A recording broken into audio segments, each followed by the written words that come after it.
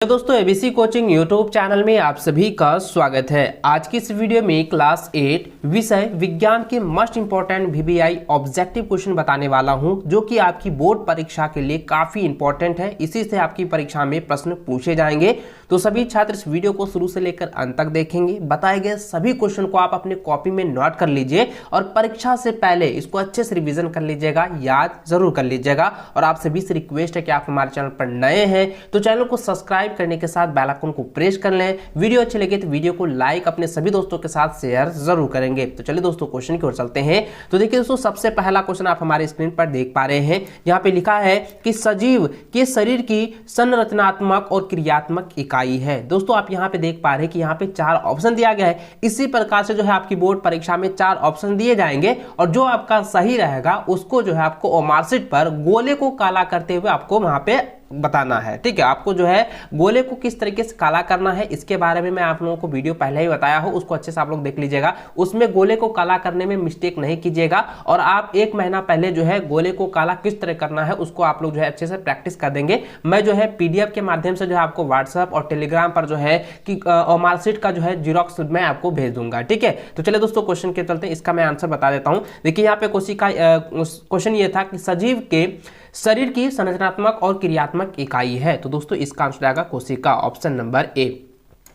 अगला क्वेश्चन दिया है कि एक अधातु जो सबसे कठोर होता है, तो ये आप लोगों को ऑलरेडी पता होगा। तो हीरा एक ऐसा धातु है जो बहुत ही कठोर होता है, सबसे कठोर होता है। तो ऑप्शन नंबर आपका डी में दिया हुआ है, तो हीरा, यही आपका आंसर हो जाएगा। ठीक है, चलिए अगला क्वेश्चन दिया है बीमारी पैदा करने वाली सूक्ष्म जीवों को नष्ट करने अथवा उनकी वृद्धि को रोक देने का काम करने वाली औषधि है। यानी कि जो है यहाँ पे कहता है कि जो बीमारी पैदा करने वाला जो सूक्ष्म जीव है ना, उसको पूरी तरह से नष्ट करना और उनको जो है उनकी वृद्धि को यानी उसकी जो है बढ़ोतरी को पूरी तरह से कम कर देने की जो वो दवाई है, औषधि है, उसको क्या कहते हैं? तो दोस्तों उसको हम लोग कहते हैं एंटीबायोटिक और हिंदी में कहते हैं प्रतिजैविक। ऑप्शन नंबर आपका बी सही आंसर होगा। ठीक है, चलिए अगला क्वेश्चन है, यहां पे दिया हुआ है कि लोहे की पुलों को जंग से बचाने के लिए किस धातु का विद्युत लेपन किया जाता है? तो दोस्तों इसका आंसर जाएगा ऑप्शन नंबर सी, जिंक धातु का जो है विद्युत लेपन किया जाता है। और दोस्तों आप लोगों को पता होगा कि कोई भी लोहे की वस्तुओं को अगर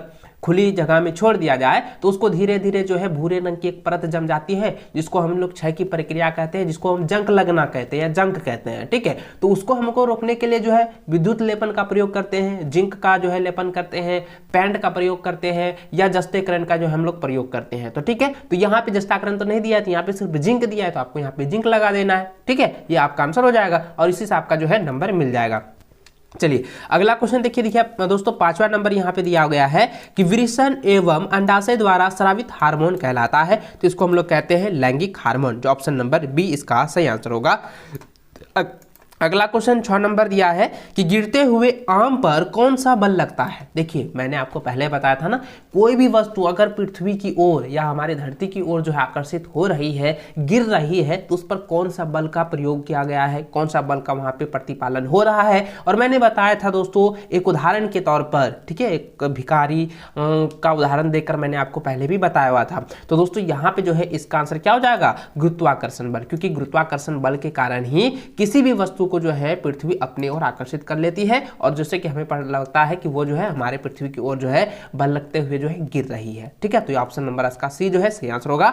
अगला क्वेश्चन दिया है, 7वां नंबर दिया है कि कागज के कप में पानी डालकर गर्म करने पर क्या होगा? तो दोस्तों आपको मैंने बताया था किसी भी वस्तु में अगर हम पानी कप को हम किसी भी मान के चलिए कागज का एक कप है, ठीक है, उसमें हम पानी डाल दें और हम गर्म करें तो क्या होगा? तो क्या होगा कि कागज में जो कागज का जो कप है वो पूरी तरह से नहीं जलेगा। ठीक है, जब तक वो पूरी तरह से वाटर जो है यानी कि पानी जो है जब तक पूरी गर्म नहीं हो जाएगा, पूरी तरह से एकदम हीट नहीं हो जाएगा, तब तक जो है ये गर्म नहीं होगा और ये क्या होगा, और ये जो कागज है वो पूरी तरह से नहीं जलेगा। तो यहाँ पे इसका जो आंसर होगा ऑप्शन नंबर बी हो जाएगा, कागज का कप नहीं जलेगा। ठीक है, ये काफी इजीली है और ये काफी इंपॉर्टेंट भी है, रिपीटेड क्वेश्चन है, इसको अच्छे से आप लोग याद रखिएगा। अगला क्वेश्चन है कि वह प्रक्रम जिसके अंतर्गत कोई जीवधारी अपने जैसे दूसरे जीवधारियों को उत्पन्न कर सकता है कहलाता है। तो दोस्तों इसका आंसर हो जाएगा ऑप्शन नंबर बी हो जाएगा जनन। ठीक है, ये हो जाएगा। चलिए, जनन के बारे में मैंने आपको पहले भी बताया था।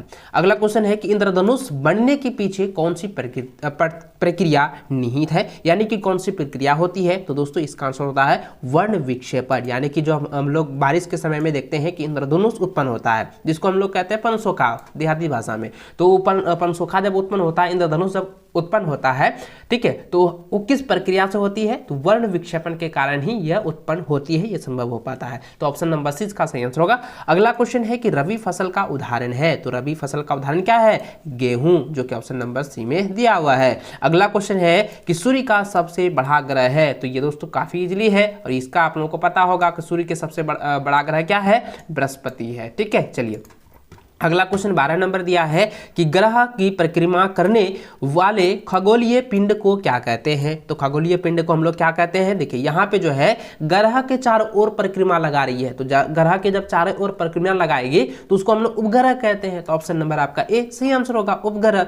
चलिए अगला क्वेश्चन देखिए 13 नंबर दिया है कि जोरों की वर्षा के कारण मैदान गीला हो जाने पर बिना जूते पहने फुटबॉल खेल रहे खिलाड़ियों के लिए घर्षण। तो यहाँ पे जरा ध्यान दीजिएगा कि यहाँ पे जो है ना खिलाड़ी जो है बिना जूता से जो है फुटबॉल मैच खेल रही है, तो अब उसके बीच में क्या घर्षण होगा, तो घर्षण क्या होगा, कम हो जाएगा, क्योंकि वहाँ पे क्या है जूता नहीं पहना है। जूता पहना रहता तो उसमें जूता में गोटी रहता है, ठीक है, यानी कि उभरा उभरा भाग रहता है, जो कि घर्षण को जो है एकदम बढ़ा देता है। तो यहाँ पे क्या हो जाएगा, उस जूता नहीं पहना है तो घर्षण क्या हो जाएगा, कम हो जाएगा। तो ऑप्शन नंबर ए इसका सही आंसर होगा, ऑप्शन नंबर ए कम हो जाएगा। ठीक है, चलिए अगला क्वेश्चन 14 नंबर दिया है कि प्लास्टिक अपशिष्ट को पुनः चक्रित करने के लिए 4R सिद्धांत है। तो दोस्तों इसका आंसर हो जाएगा ऑप्शन नंबर ए हो जाएगा, उपयोग कम करना, पुनः उपयोग करना, पुनः चक्री करना और पुनः प्राप्त करना। तो ऑप्शन नंबर ए इसका सही आंसर होगा, इसको अच्छे से आप लोग नोट कर लीजिए, याद कर लीजिएगा।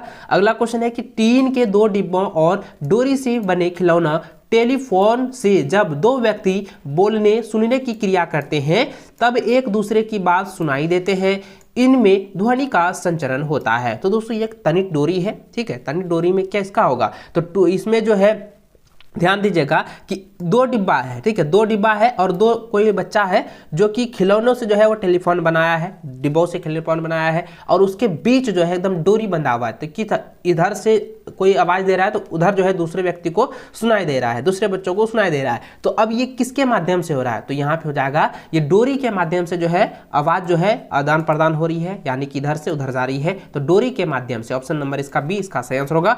अगला क्वेश्चन दिया गया है कि निम्नलिखित में से कौन सा कथन सही नहीं है। तो दोस्तों इसका आंसर हो जाएगा ऑप्शन नंबर डी हो जाएगा, समान विद्युत आवेश एक दूसरे को आकर्षित करते हैं। ठीक है, इसलिए काफी इंपॉर्टेंट है, इसको कॉपी में नोट कर लीजिए और ये रिपीटेड क्वेश्चन है, प्रीवियस ईयर में पूछा गया था। चलिए अगला क्वेश्चन 17 नंबर दिया गया है कि झारखंड के अनेक जगहों पर भूमि के अंदर आर्सेनोप्राइट नामक खनिज पाए जाने के कारण भूमिगत जल किस तत्व से विषाक्त हो सकता है या विषाक्त हो जाता है। तो दोस्तों इसका आंसर होगा आर्सेनिक। ठीक है, ऑप्शन नंबर ए इसका सही आंसर होगा। अगला सवाल है रांची शहर हेतु वाहनों के उपयोग के लिए सबसे कम प्रदूषक ईंधन के रूप में आप किस ईंधन का चयन करेंगे। तो पेट्रोल में भी तो धुआं होता है, पेट्रोल इंजन में, डीजल इंजन में भी धुआं निकलता है, लेकिन दोस्तों सीएनजी वाला गैस में क्या होता है कि धुआं नहीं निकलता और मिट्टी के तेल में भी धुआं निकलता है। तो ऑप्शन नंबर आपका सी हो जाएगा, सीएनजी गैस। इसको याद रखेंगे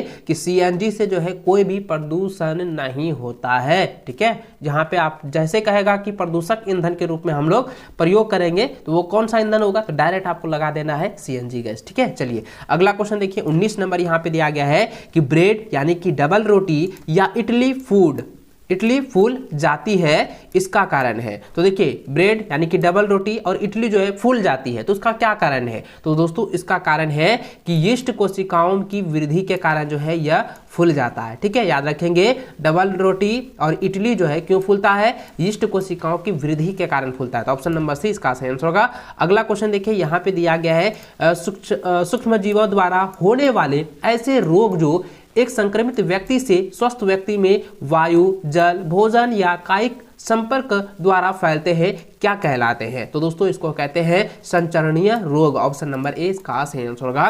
दोस्तों इसी प्रकार से जो है आपकी बोर्ड की परीक्षा में 20 क्वेश्चन दिए जाएंगे और 20 क्वेश्चन को आपको हर हाल में जो है बनाना है, क्योंकि आपके पास जो है अभी पर्याप्त समय है। और अभी अगर आप लोग तैयारी में लग जाते हैं तो मैं गारंटी के साथ कहता हूं कि हमारे चैनल के माध्यम से जो है आप जो है 98% जो है अपनी बोर्ड की परीक्षा में नंबर ले पाएंगे। और दोस्तों आप हमारे चैनल के माध्यम से पहले जुड़े हुए हैं तो आपको पता ही होगा कि लगातार जो है आप लोगों को वीडियो प्रोवाइड कराई जा रही है, इंपॉर्टेंट क्वेश्चन मैं आप लोगों को बता रहा हूं और आप लोग जो है अच्छे से तैयारी कर रहे हैं। तो चलिए दोस्तों इस वीडियो में बस इतना ही, और वीडियो को पूरा अंत तक देखने के लिए बहुत बहुत धन्यवाद। जय हिंद, वंदे मातरम।